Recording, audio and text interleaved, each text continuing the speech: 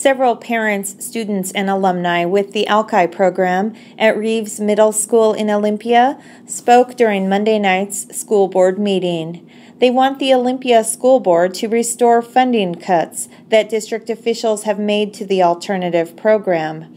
Those cuts include the suspension of the program for next year's 6th graders. I don't know that I would have survived the 3 years of middle school as well as I did without the Alki program. And I see this word community on the wall behind you guys, and we call ourselves the Alki community.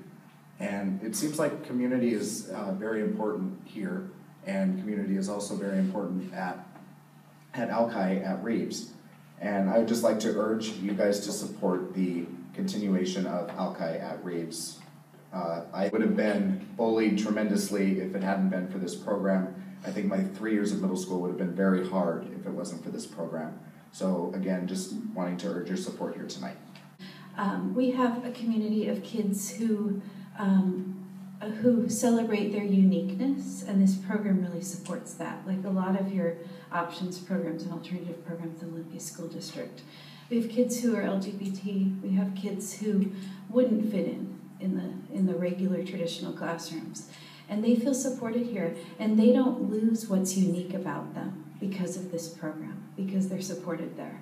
That's one of the things that my son comes home and celebrates, is the fact that when he is in the traditional program, kids aren't very nice to him. I think that it is very important for other students to have the option of going to, well, not being in traditional education. I struggled greatly in traditional education. I find Alki a much better fit for me. Programs are really driven by student interest. We have a waiting list at JAMS at Jefferson. We do not have a waiting list at Marshall Alternative Program. We have a waiting list at Lincoln. We have a waiting list at HAP for people to enter the program. And for whatever reason at Alki, we don't have that high of demand. I think we were surprised by the low number to sign up for Alki.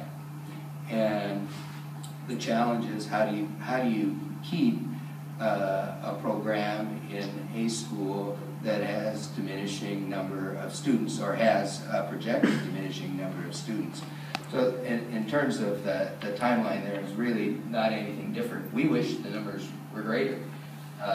We're not anxious to see any program that people want to participate in disappear, but we do have a certain point where we can't continue to fund a program at the expense of other class sizes in a building. And we really look at Reeves as a total school, with Alki being a part of the enrollment pattern. And Jennifer projects enrollment. We assign staff based on number of kids, which is what we do in all schools. And continuing to fund the Alki program, if we move forward and said not to cut that program, then that increases class sizes to 32 in a number of cases in the core classes in Reeves, which is, I think, unfair to other students who aren't in the Alki program. It also has an additional cost for overload costs, etc., and it's probably not a good idea all the way around. And so I think that's where we find ourselves right now. Alki parents say they'll continue to fight the school district's decision, and they also want to continue recruiting new students for the 2015-2016 school year. For more information, send an email to alkienrollment@gmail.com.